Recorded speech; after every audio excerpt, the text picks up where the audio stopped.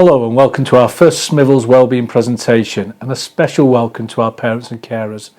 Over the past year we've all had to learn new skills very quickly, so our focus now on supporting our children's wellbeing has become as equally important. This presentation will hopefully help you at home in doing just that. Caring about the wellbeing of our students is a huge part of our vision. They need to flourish and thrive in a happy and safe environment, and as you know, wellbeing is vital to us all, especially at this moment. There's a lot to take in from this important presentation, as it has a packed agenda including experts in their fields as well as our own school staff, so I'd like to say thank you to them for their contribution. Included is a range of presentations on different topics and services, so I'm sure you will find much of it informative and useful. At the end of the presentation there'll be an email address so you can contact the school if you have any questions at all based on the presentation. So that leaves me to introduce our first speaker, Miss Angus, our mental health and wellbeing lead at Smithills. Hi everyone, I'm Miss Angus and I'm the mental health and wellbeing lead at Smithills School. Hope you're all doing well. I'm going to talk to you today a little bit about motivation and routine to help our young people at home. So lack of motivation is a feeling we may all experience as individuals. However, in our current situation, it's really easy to understand why our young people may not be feeling their most enthused. With many questions about schools left unanswered, what can you do to help your young person feel more motivated to tackle schoolwork or maybe even just get out of bed? So I'm going to talk to you about a few different ideas that I've come across from my research. Try breaking tasks down into manageable chunks. Breaking the tasks into smaller chunks leading up to the ultimate goal can help manage the thoughts about the process. If your young person is falling behind in their work and this is impacting their motivation, sit down and break up work into 40-minute blocks followed by 20 minutes of downtime, or whatever works best for you.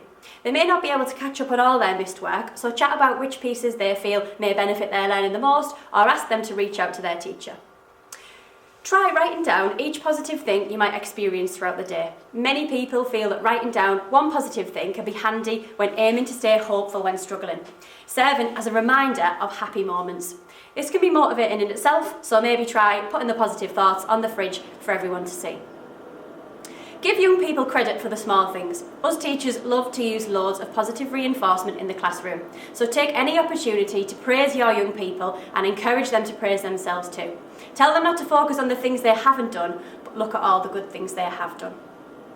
You could also try and encourage young people to connect with friends and loved ones. They're probably missing seeing friends and family members they haven't seen in a while. Encourage your young people to connect virtually with their friends and family. You could even maybe try to be a bit more lenient with their mobile phone and social media use if this is helping them feel connected. Another important thing to help stay motivated is to have some me time. Many of you may be working from home yourselves or have other youngsters to look after and even homeschool. It's important for everyone in the house to put themselves as a priority. Encourage your young people to take some time away from the screen and look after themselves, and don't forget to practice what you preach too. Asking for help. Don't be ashamed, be bold to share it and get help. Talking about our feelings can be brilliant for mental health. Encourage your young people to chat about their worries surrounding lockdown and school. You might not have all the answers, but sometimes just being willing to listen is all our young people need. If you or your young people need any further support, get in touch with the school or visit the school website's mental health page for an extensive list of the support that's on offer for you. So following motivation, I'm just going to chat a little bit about how establishing some routines for homeschooling may help with the motivation and increase the productivity in your house. Firstly, try a routine that's realistic, flexible and includes some fun. There are many ways to do this, so experiment with what works best for you and your family. The right routine for you might look completely different to somebody else's, and that's completely fine. You could start by picking 3 things to do each day, breaking the day up into chunks or planning regular meal times and bedtimes. Try starting with following a morning routine. Usually our routine is dictated by the commute, catching buses and school start times. When working from home, it can be really tempting for youngsters to roll out of bed at the last possible moment and join live lessons before they are fully awake. Encouraging your young people to resist this temptation can help them feel refreshed and get them in the mindset to work. Getting rid of the iPhone alarm can also work wonders, as social media has the power to suck us in as soon as we turn off that alarm, delaying our start time further. The pound shop sell alarm clocks, which could be a really good investment. The ideal morning routine looks different for everyone, so I can't tell you what you should do, but here are a few ideas for things you might like to encourage your young people to do. Have a shower or a bath, get dressed in something that isn't pyjamas, eat something for breakfast, share something you want to do or something you want to accomplish throughout that day, possibly go for a walk to emulate the commute to school, drink a big glass of water or have a cup of tea or coffee or hot chocolate to start the day. In your routine, you could also incorporate some bribery for your young people and yourself to motivate with rewards. A reward system gives us something to aim for. Promising something nice when we've finished a specific task or done a certain amount of work is a really powerful motivator. Rewards should be easily and quickly actionable. I'm a big fan of the Friday night pizza, but for young people, it could be something as simple as having a hot drink brought to their place of study. Some other important things within your routine could be something as simple as moving our bodies. We might not be keeping as active as we usually would, and even missing out on the walk to school can impact our mental health. Try your best to encourage movement and activity in your routine. Even a quick stretch on the sofa or a full-blown YouTube workout. Encouraging young people to move may be difficult, but will benefit their mood and help them focus more on work. Where possible, try and find a specific place for young people to study. Ideally, this would be a tabletop, but this is not always something everyone could accommodate, especially if there's more than one person studying or working from home. Even if your young person's workspace is their bed, try to encourage them to leave distractions such as mobile phones and games consoles outside of their space until it's time for some downtime. And finally, give yourself a break. None of this is normal. The vast majority of people are not being as productive and focused as they would be under ordinary circumstances. This is especially true for those of us who are parents, have caring responsibilities and are worried about our young people's education and mental health.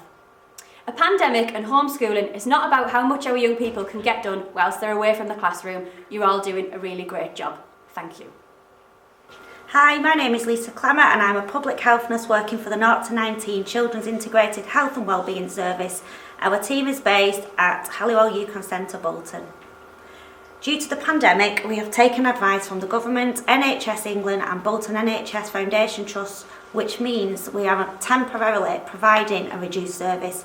Unfortunately, we have therefore had to suspend all our weekly adolescent drop-ins and group sessions until further notice.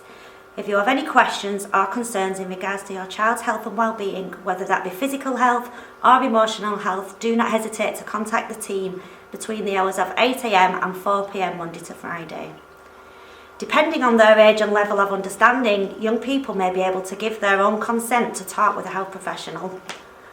Although school nurses offer a confidential service to young people, there are times when the school nurse may need to share information.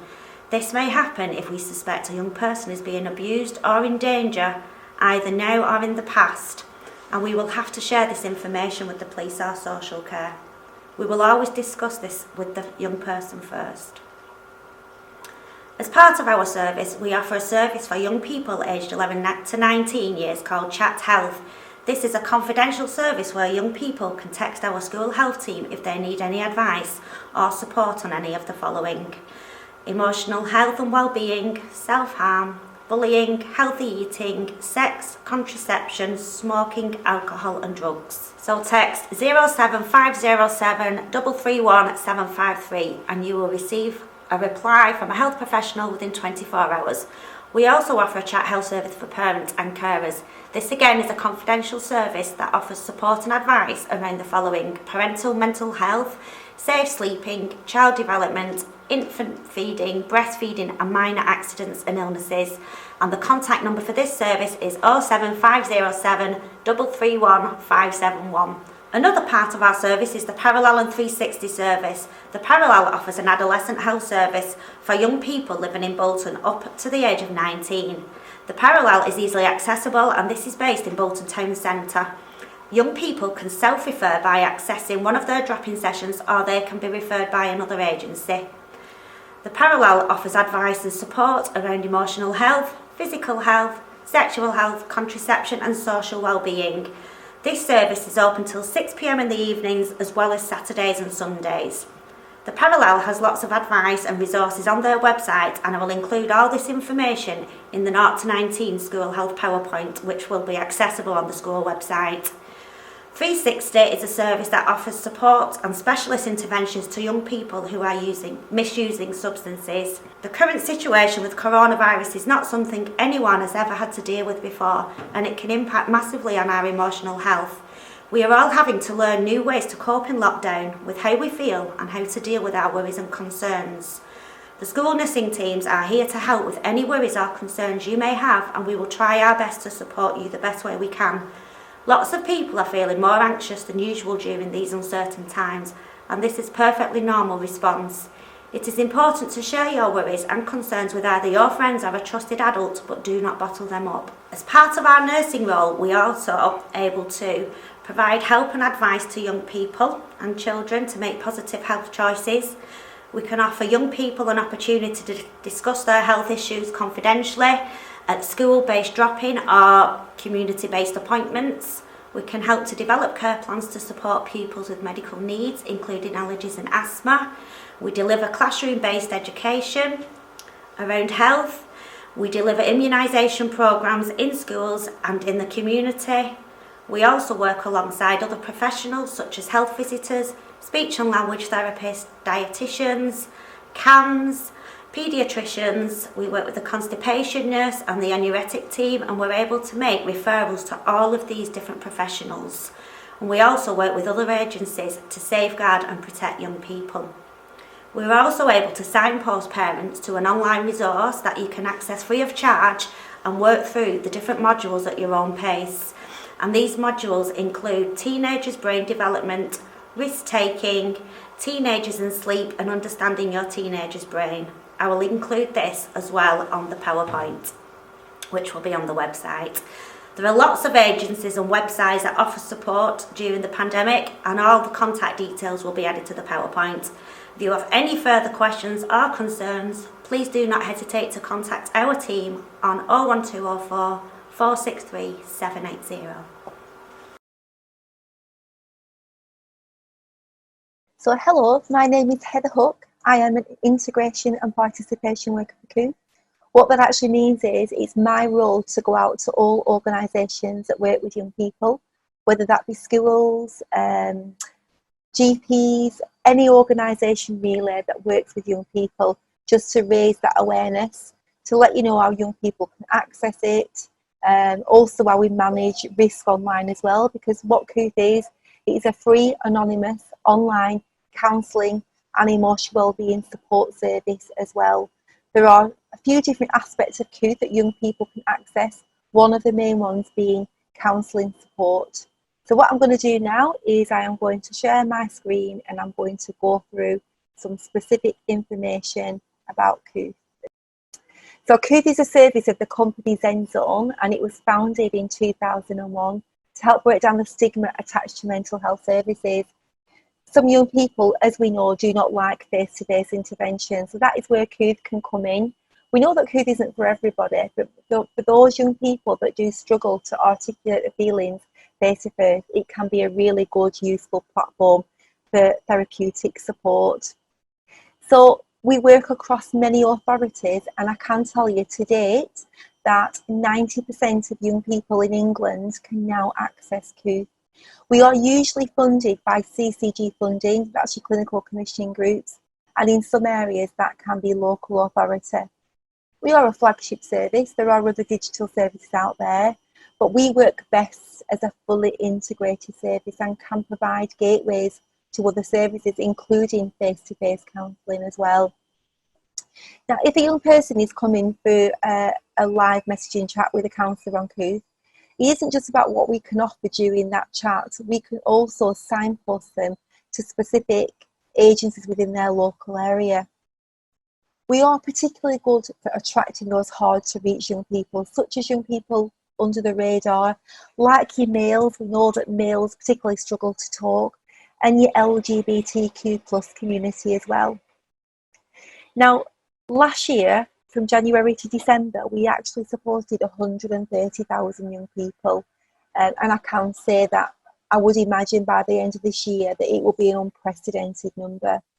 For those of you that are concerned about our ability to manage capacity, what we actually do is we plan ahead.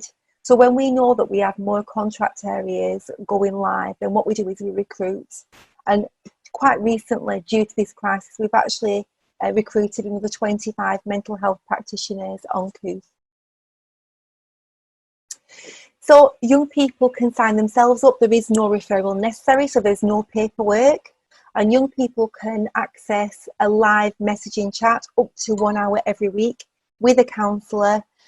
There are no trainee counsellors or volunteers on Kooth. The staff are trained and qualified and used to working with young people face to face.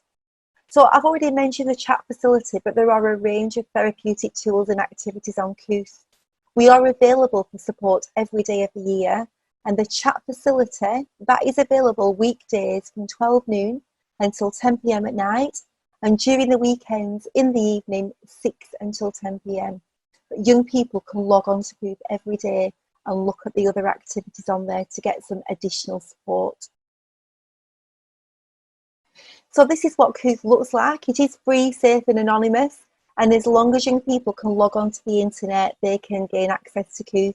It is very mobile friendly too. Now this is a video that will give you an overview of Kooth. It will show the many different activities on there. Welcome to Kooth, a free, safe and anonymous place for young people to find online support and counselling. There's a bunch of features and tools to support you if you're looking for advice or simply aren't feeling your best. Kooth Magazine, a place full of opinions, creative pieces and personal experiences written by young people. Express yourself and help others along the way. Try writing a short story, an informative article, or write about your own interests and experiences. You'd be surprised how good it can feel to contribute, and you'll be helping others too. Kooth discussion boards. Here you can start or join a conversation on all sorts of things, from anxiety and relationship advice to tips for relaxing after a stressful day. Kooth goals. This useful tool can help you set smart personal goals and track the progress you make towards achieving them. Kooth journal. Like a personal diary, your Kooth journal will help you track how your mood changes as a result of things that happen throughout the week. This can help you identify behaviours or events that tend to make you feel good, as well as those that make you feel less positive. And Kooth chat and messenger, for when you want to talk to Kooth's friendly online team about anything that might be bothering you. At Kooth, there's always somebody who will listen and understand.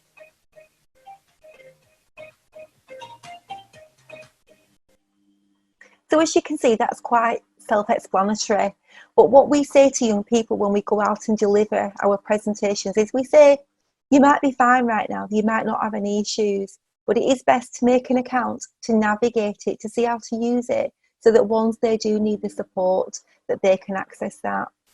Now, right now, during the COVID-19 crisis, we have had a significant number of young people that are presented online with particular issues. There's an escalation in some of these issues, such as eating disorders, young people that are feeling isolated and lonely because they've lost that structure of their day, going to school or college, meeting up with their friends, that structure is gone, and they're faced with all this uncertainty.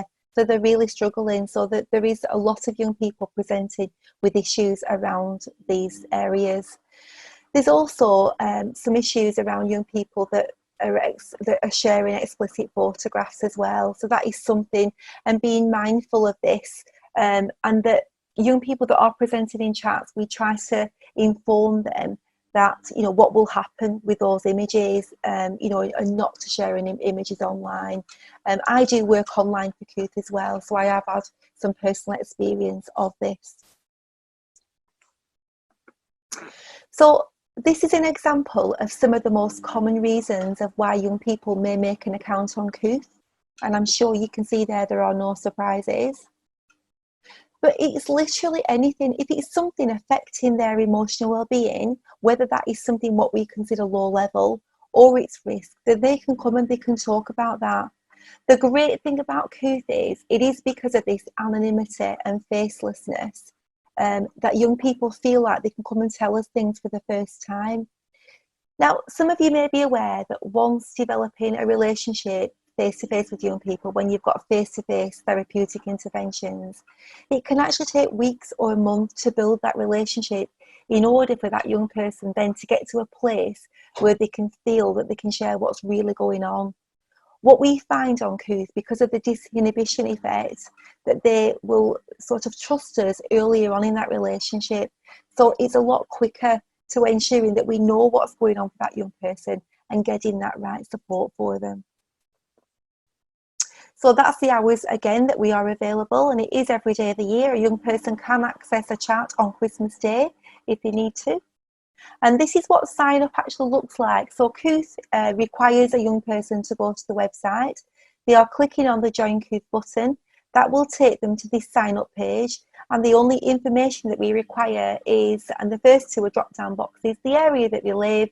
So if that's, let's say, Bolton, they will click on the first drop down box to then put in Bolton. The second drop down box will be for the sub area. So whether that is Great Lever, Horwich, whatever that is, that will be there. And then there are 4 gender options. So yes, okay, it's not covering all gender options, but young people will put whichever one they identify with the most. And then their ethnicity and the year and the month that they are born. Then it's just a unique username. If they are a gamer, then we ask young people not to put a game tag, because we may be able to trace them through that. And not only that, if they were to use any of the peer support materials, it may be that they are identified by another user. So when young people come into their very first chat with Kooth, we do sort of contract with them. So we ask them, would you be able to be identified with that username? And if they say yes, we ask them to make a new account. So yeah, username and then password. And in less than 5 minutes, they have made an account on Kooth and can start accessing support immediately. So that cuts down the need for waiting times as well. So this is a video that will show you how young people can talk directly to the online team, the online counsellors. So this is the chat facility. So young people can come to the virtual chat queue and they can access a live messaging chat. They would not wait in that virtual chat queue for longer than an hour without either being picked up a chat or being sent a message, or it might be that they prefer to use the messaging facility. Now they can use that 24/7 at any time of the day or night, knowing that the online team will respond to that within 24 hours. There are 2 ways you can talk privately to someone from the Kooth team: messaging and chat. Chat is a one-to-one instant messaging conversation with a Kooth team member. Anyone can request a chat whenever they'd like one-to-one support from the Kooth team. Chat sessions are available up to once a week for up to an hour. Chat is available every day of the year. Try to request a chat from somewhere you feel comfortable with good internet connection. When you have time to talk, simply click the Request a Chat button when the Kooth team are online and you'll enter the queue. Chat can get busy some evenings, but you can browse the magazine and discussion boards while you wait. When someone from the team becomes available, you'll see a notification pop up, then have 5 minutes to accept, get ready and start your chat. 95% of Kooth users find it really helpful chatting to someone from the Kooth team, so try it yourself. So I think that's self-explanatory, but we allow 5 minutes when we pick young people up in chat because they know that they like to do other things at the same time, and that is why we wait 5 minutes. Then that notification will pop up so that they are aware that we are there. So Kooth is an online community. It isn't just about counselling support, that there is something online to support young people and to help them reach out to each other as well and give support to each other. So we also have the Kooth magazine. So it may be that young people want to have a look at some personal stories wrote by others. It's not just about mental health stuff, it might be about creative writing or hobbies, but it can also be looking at advice on how to get through difficult times. So I'm sure right now on Kooth there'll be a lot of information on how young people are managing this really difficult crisis that we're going through. So 80% of the articles on Kooth are wrote by young people, but it is all safe content because everything is moderated. The other 20% of articles are written by our experienced professionals. So it's a really, really good way to log on to Kooth and look at this as additional support outside of those chats or messages that they are sending to us. We also have the Kooth forum, so young people can browse through posts on many different topics, all theme-based, both serious and fun.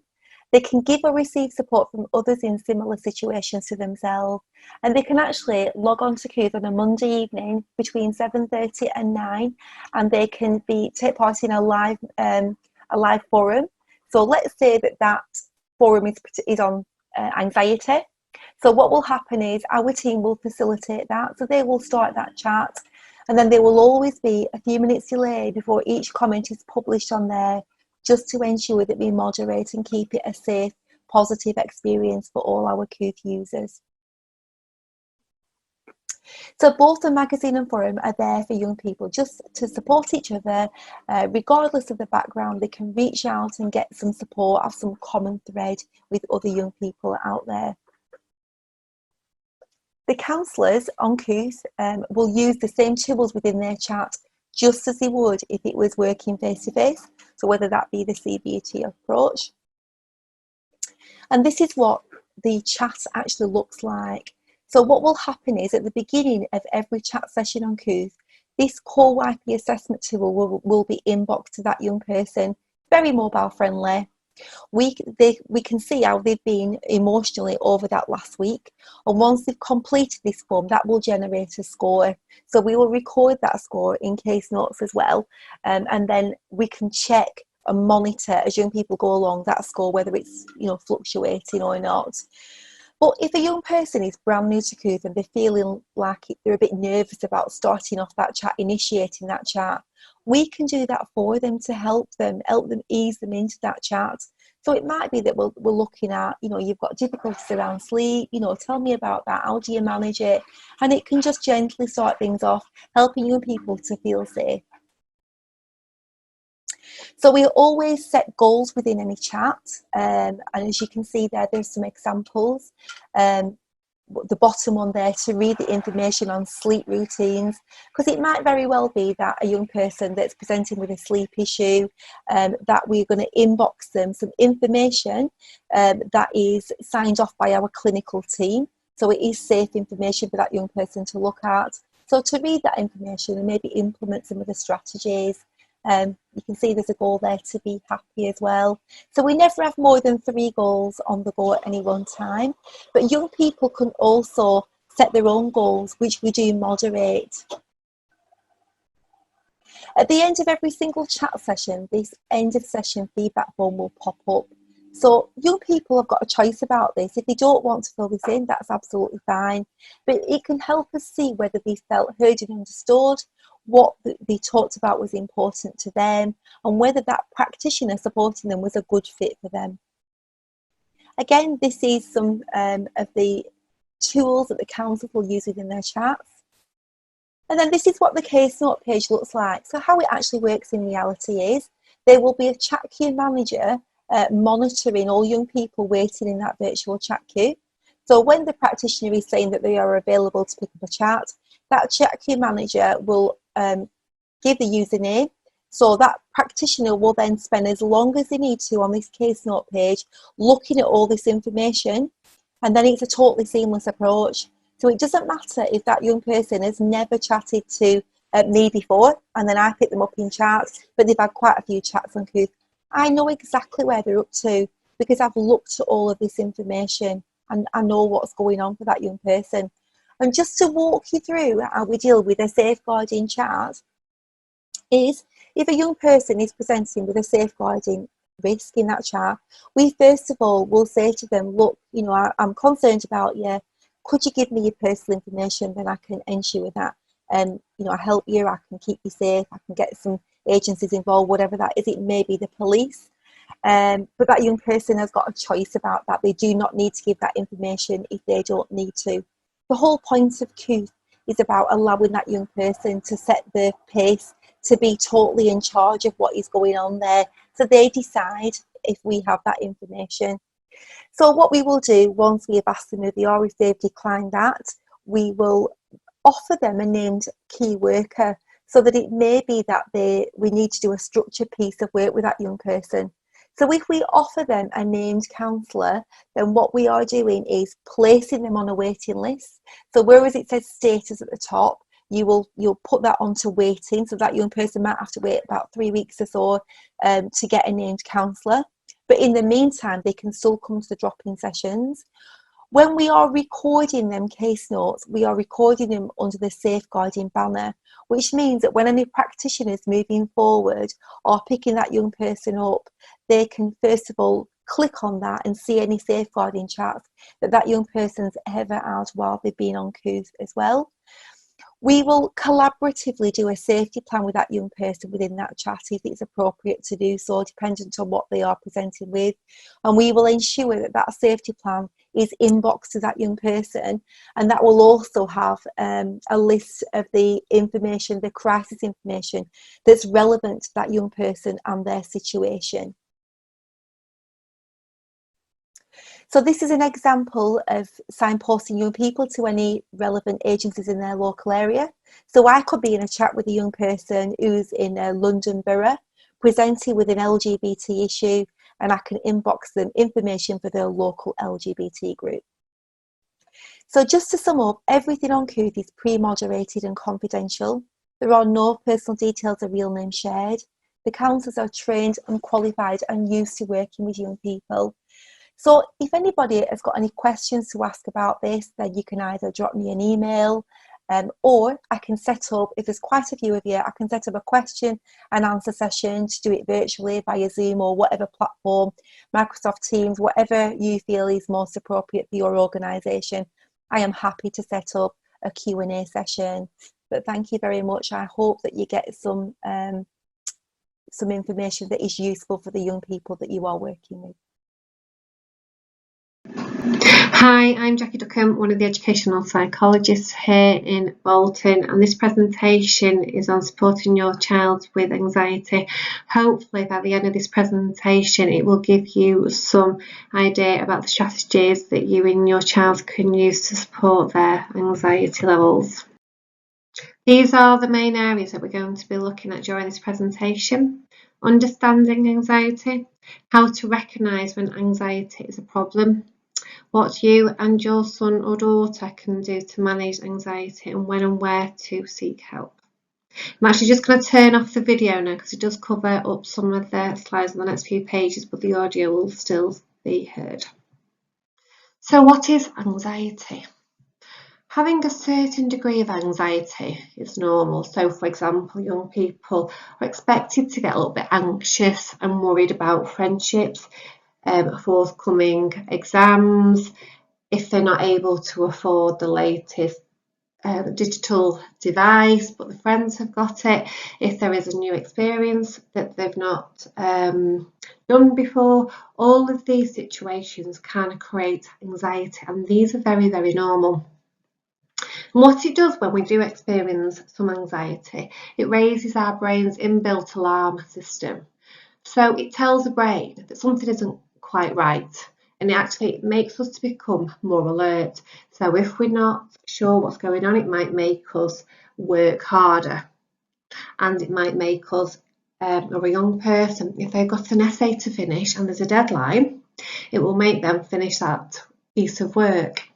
And this is all very natural and all very common, but it can stop us temporarily from thinking about other things, so we will focus on that task before it is completed, but then once it is over we normally calm down. When we are anxious, the rational part of our brain can stop working as effectively and be overridden by the instinctual part of the brain, causing a reaction known as a flight, fight or freeze response. It makes us become more alert, stops us thinking about other things, and can cause physical effects as shown in this picture here. So for example, you might suddenly have a tunnel vision, not being able to think about anything else, may need to go to the toilet more, may have butterflies, feel like your feet are wanting to run and feeling very restless. A degree of anxiety is normal and appropriate, especially with the current circumstances and impact of coronavirus.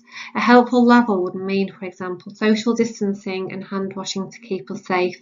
It may become more of a problem when you are feeling panicky or anxious for a longer period of time rather than the level of anxiety subsiding. This may mean it gets out of proportion and has a significant impact on everyday living. For example, having difficulty learning anything new and concentrating during online lessons. There are a number of things that children are able to do themselves and that we can encourage them to do as well without actually seeing a professional. And it is about helping themselves, so self-help. So these are a number of ideas that your son or daughter might choose to try. They might not want to do all of them, and they might just pick out certain things here that they think, yeah, actually I'll have a little go at that.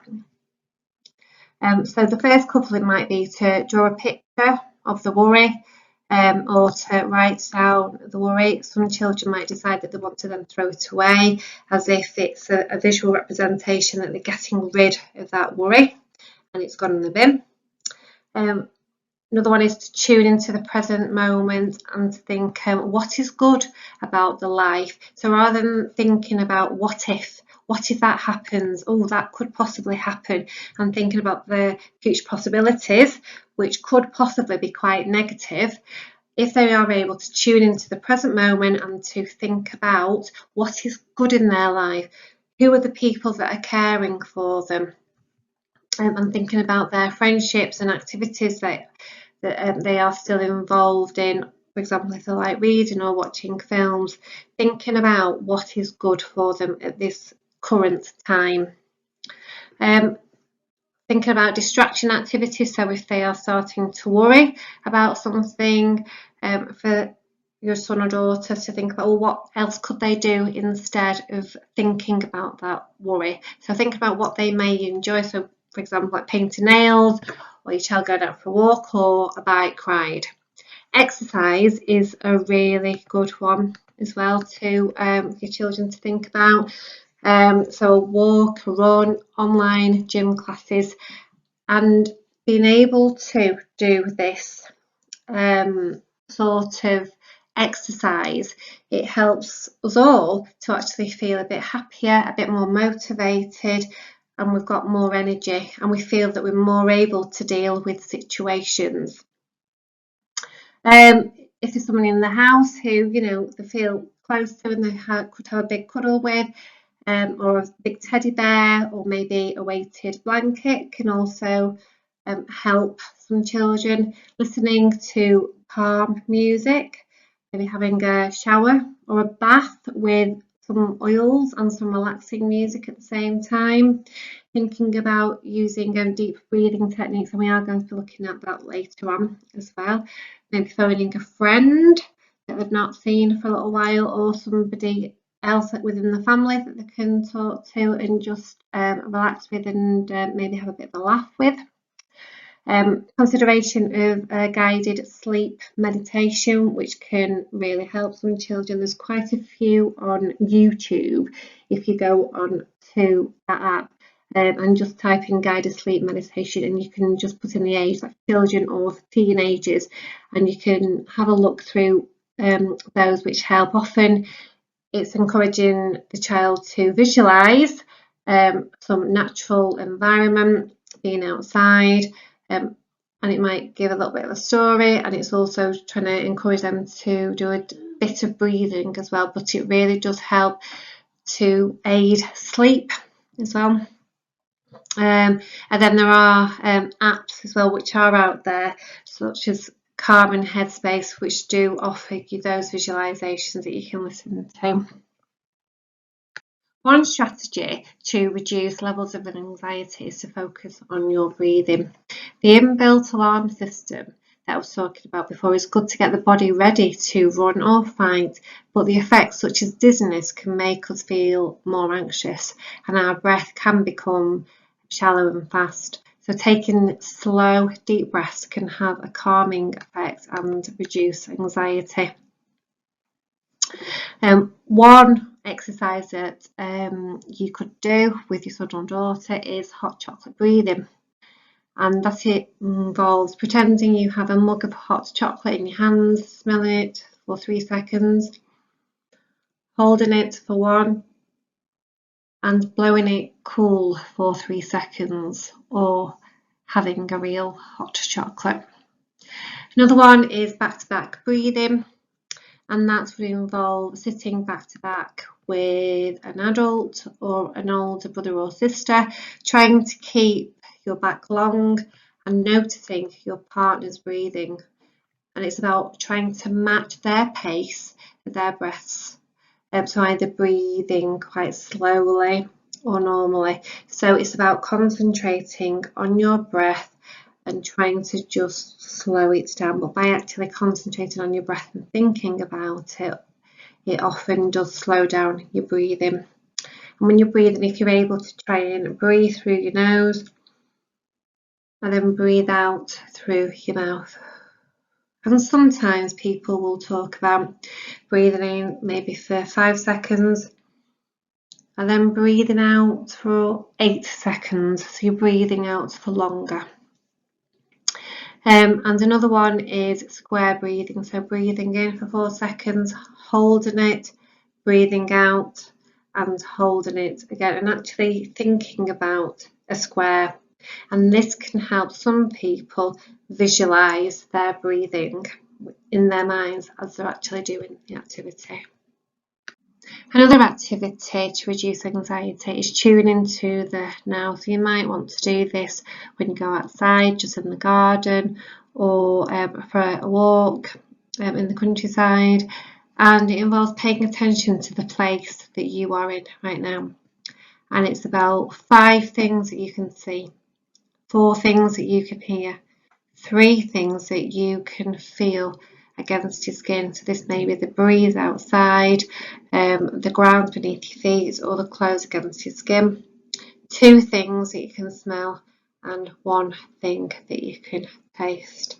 This is based on mindfulness activities, and you might want to have a look online for more mindfulness activities. Right, the worry tree is a bit more of a structured approach, and it involves a series of questions. CAMS also use this approach with a lot of their young people who they see who have got anxiety difficulties. So I thought this might be quite a good one to use as well with your son or daughter at home, and to go through these questions together. So at the top of the worry tree, you've got notice the worry. So think about, well, what is the worry, and what were the triggers that led to that worry? So ask a number of questions about exploring what the worry actually is, and then think, can I do anything about it? Can your son or daughter do anything about it? If they can, yes, great. So you're looking at the left-hand side now. Can I do anything about it right now? If it's yes, then it's about, okay, well, what can we do to fix it? And what action do we need to put in place to be able to do this right now? And it might be sort of using distraction techniques, going and doing something else. It might be if they're worried about a piece of work and they're not able to complete some questions. Well, actually, what can they do about it right now? They could go and email their teacher just to say that they don't understand that task. So they've dealt with it right now. So that's their action. If they aren't able to do anything about it right now, due to circumstances or time or busyness, and the answer is no, then it's about thinking about, well, can you do anything later on? If yes, you can do something later on, well, then plan a time to fix it. So what is the best time to be able to fix this problem and to fix this worry? And think about how it's going to be dealt with at that particular time, and think about an action plan about how you're going to do it. Then you go back to the top of this worry tree. Can I do anything about it? If the answer is no, often it might be a hypothetical situation. They're thinking, well, if that happens, or if that happens, but actually it's not a real worry. It's within their own imaginations that they think, well, actually, if I go outside, this could happen. I might get lost. But actually, it's not happened. So it's hypothetical. And then have a think about the change of focus of attention and do something else. So if they've got to worry about something happening, and they're imagining that something's going to happen, it's about putting that worry to one side, changing the focus of attention and distracting themselves with something else. And it's about letting the worry go. Yeah, so it's about changing thought processes, and your son or daughter might want to start thinking about the here and now. What is good about today? What are the strengths? Let's have a look at how we can deal with that situation in a positive way and how we can handle that situation. And if they are able to think of a bit of an action plan about dealing with it, then we are giving them that autonomy and that esteem to feel good about themselves and to think about getting out of a situation in a positive way, which really empowers them as well. So at the bottom, which we would want to think about in particular, is the action plan. What we're going to think about for that action plan.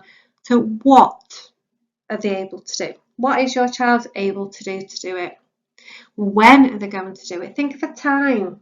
Sometimes it's not appropriate to do it like 10 o'clock at night because it's too late and you're not able to maybe get answers, or it's probably a bit late to be emailing someone because you might not actually go and get a response straight away. So just think about the right time to go and do it when everybody's ready to do it, and how are you going to do it. So is it something that you can deal with yourself, or do you need to seek some support? Or it might be to phone somebody up to talk about a situation, and it could be an incident that's happened with a friend and they're quite worried about it, and actually, well, what can they do to support that situation and to manage that, and then to sort of put that worry behind them. So they might be quite worried about actually talking to that person again, but actually, can something be supported in actually getting them to both talk to each other? And then it's not letting that worry go. I hope you found this training useful and you've got some more information about anxiety, and you're thinking about some of the strategies that you could use and suggest for use with your son or daughter. It is also important, however, to really look after yourselves as well. If you are concerned and worried about your child, it's really important to also think about yourselves and to look after yourselves.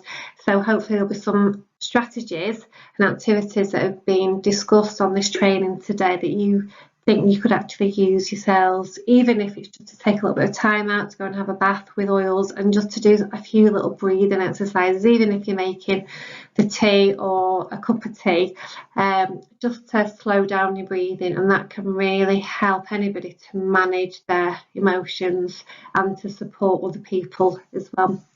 So there's 3 websites that I've included on here, which are all fantastic websites full of resources and ideas to support young people with anxiety. So you've got Anna Freud, positivepsychology.com, mindfulness, which I talked about before, and that will give you more information about mindfulness for both children and teenagers. And then we have youngminds.org.uk. In Bolton, they have actually created their own website, which is called bekindtomyminds.co.uk, which lists all the services for young people in Bolton. So it's definitely worth a look on there. And then we've got Kooth.com for young people aged 11 to 18, and this offers online counselling and chat forums. If after you've used a number of different strategies and you feel that your child does need additional support, then go and see your GP and discuss whether a referral to a mental health specialist such as CAMHS is required. Hope this has been useful. Thank you very much. Hi, I'm Jacqui Duckham, one of the educational psychologists in Bolton. This presentation is going to be about supporting your son or daughter with a low mood, and hopefully by the end of this presentation you'll have some ideas about how you can do that. During this presentation I am going to be looking at a number of different areas, including understanding what it means to have a low mood, how you are able to recognise when having a low mood is becoming a problem, the strategies that you were able to use with your son or daughter to support and manage their low mood, and also some ideas that they can use themselves and when and where to seek help. I'm just going to take off the video now because it does cover some of the wording of the slides, but you'll still be able to hear their audio. So what is a low mood? It's very normal for everyone to feel sad or low sometimes, depending on the events that are occurring. So, for example, falling out with friends, losing something that's very precious to you. And during this time as well, with lockdown and not being able to see friends or family, those events can all create a low mood. And this is very, very normal. But for most of us, we will start to feel better over time and our mood will lift. However, for some people it can become more of a problem where the low mood is persisting, and it actually at times feels quite overwhelming for them, and it stops them from engaging with people and doing activities that they would normally enjoy doing. There are a number of symptoms that may indicate your son or daughter has a low mood. These may include a lack of interest in activities that they used to enjoy, not talking to their friends or their family, being upset, not being able to concentrate on their schoolwork, engage with remote learning or complete tasks, being critical about themselves, being more emotional and angry about certain things when previously it might not have bothered them, a change in their sleep patterns, or eating more or less than usual. There are a number of things here that young people can do to help themselves when they're feeling a bit down and a bit low, and they don't need a professional to be able to do these. They may choose to talk to somebody about how they are feeling, about what is worrying them, their concerns, or some people prefer to write it down. They may keep these thoughts and this writing to themselves in private, or they may want to share this to somebody else. They may want to keep the writings, or they may want to throw them away as if to get rid of those negative thoughts, and either are fine for them to do. Doing activities is a really good one, especially if it has got an end result and they can feel that they have been successful and achieved something. So for example, baking a cake, they would be able to see the end result and then be able to eat it as well, and possibly share with other people if they choose to. But it's really good for their self-esteem and to feel positive about themselves if there is an end result that they can see. Reading a book, they may be reading a book that they particularly like, or an author that they enjoy reading, or they may want to go back to something that they have previously read but they have enjoyed and it's made them laugh or smile. Reframing their thoughts, and this means changing negative thoughts into more positive thoughts. So for example, if they think that they can't do something and that they are no good at something, and when you unpick it, it might be that it's a new activity, a new subject, or topic within that subject, and they're struggling a little bit about it, but it's about thinking, well, actually it's a new topic and we don't know enough about it already, because that's how we learn. For example, with walking and talking and reading, you know, they are all skills that we have learned to be able to do, and even when we're older we're constantly learning new skills, so we are not expected to know everything, and it's about growth, it is about learning opportunities. So reframing that I can't do it into I'm learning something new, and it can work as well for lots of other different areas. Exercise is a really good one to be able to do if you're able to go outside or do something indoors. Exercise releases chemicals in the brain that lifts your mood, and it can help with sleep and gives you more energy. Chatting to a friend, if there's somebody that they could call, so they can have a bit of a giggle, a bit of a laugh, and forget about anything else that's going on that's concerning them. If there's an activity that yourselves can do with your child, think of something that they may enjoy doing. They might enjoy going on a bike ride. Could you possibly go on a bike ride with them, or doing some art with them, maybe sitting side by side and doing something together? A bit of cooking, making a nice meal, or making a cake together, or even just going for a walk. And you may want to listen to music as well together, and also they may quite like listening to, especially like uplifting music, and it does raise the spirits, and they may want to dance a little bit in the kitchen to the music as well, as if nobody's watching them. It's important to consider the sleep that they are getting, and that they are getting enough sleep. If they are struggling to get to sleep at night, is it because they are thinking of different things? And it actually might help them to be able to write down a bit of a list of their thoughts, and then finish that and put it to one side, forget about it until the morning, and that will aid their sleep, and it will help them to be feeling a little bit more restful. Using guided imagery, there's loads of different visualizations and guided imagery on there to aid sleep on YouTube, so it's definitely worth having a look on YouTube and seeing what you can find if you just put in guided visualizations or imagery into the search engine for teenagers or for children, and it helps with breathing and relaxation, and it helps to aid sleep. And I've also included a couple of apps here as well. The first one is Catch It, and this focuses on learning to manage feelings. So if you're feeling anxious or depressed, it helps to look at those problems in a different way. So it turns negative thoughts into positive ones, and it improves mental well-being. It's a free one, and it's developed by the NHS. And the other app is Happify, and this includes activities and games to overcome negative thoughts, stress and life challenges.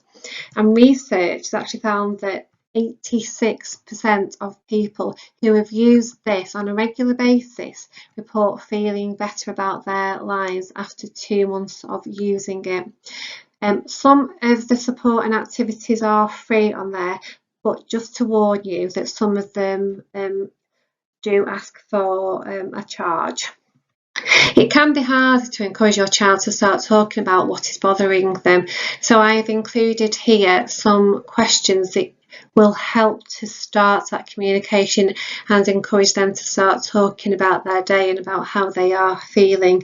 And these have been taken from youngminds.org.uk. It's a good idea to be doing an activity when you're thinking about starting to ask these questions, because then it helps you both relax. Your child will feel quite relaxed and be more likely to open up and start talking about things. It's known that often children and people are more likely to start talking about different things when they're on a walk, or when they're in the car even, because there's less pressure on them, and they're just feeling a bit more relaxed. So some of the questions that you might want to use include, how are you feeling? What do you want to talk about? What was the best and worst bit of your day? What did you do today that you are most proud of? There are more questions here that I've included that focus on your child's concern, and it's important to give them space and time to talk about what is bothering them. So some of the questions include, what has been your biggest problem you have had today? Do you want to talk about what is going on? Is there anything that you need from me? Now, they may start talking about their concerns, or they might not talk straight away. You might carry on doing an activity together, and they might suddenly start talking then, or they might start talking to you on another occasion. But it's important to carry on doing those activities and giving them those opportunities to talk when they want to, when they're ready. So once your child has started to open up, it's really nice to be able to thank them for doing that, even if you think, oh, they've not said an awful lot. They've only given you a little bit of information. Still acknowledge that they have given you that information and they have started to open up by thanking them. And what is important is about acknowledging how they are feeling and even using some emotion words with them and reflecting back how they must be feeling. So for example, you might say, oh yeah, I can see that that would be really frustrating, or I can see that you're really upset by that. So at this point, we're not trying to fix things, we're not trying to offer solutions. People often just want to feel that they've been heard and their feelings are validated. Tell them that you love them and reassure them and let them know that you are there for them, and if there's another time that they want to talk about it, then you are there for them. Think about the reasons why they are feeling in such a way and ask them if there's any changes that can be made. Young people have said that what has been quite important to them has been when parents and family have asked them if there's anything that can be changed, and it's given them some empowerment about thinking about how they can change themselves, how can they support themselves and to problem solve. But also ask if there's anything that you can do to support them, and to think about how you both can go about making any changes that are needed. Spend time together still, so continue to do those activities together, and let them know that there are helplines and online chat services available, which are on the next slide. I hope you found this presentation useful and it's giving you some ideas that you're able to use yourselves with your son or daughter to support them. And it's also giving your child some ideas that they can use themselves. If you're wanting any further support or advice, please go to annafreud.org/onmymind and youngminds.org.uk. They both have lots of information on supporting children with low mood. Thinking about the support services available in Bolton, we've got bekindtomymind.co.uk, and this is a website that lists all the services available in Bolton to young people. We have Kooth.com, which is for young people aged 11 to 18, and this offers online counselling and chat forums. If you are still concerned after you've used a number of these ideas in this presentation, talk to your GP about whether a referral to a mental health specialist such as CAMHS is needed. Thank you.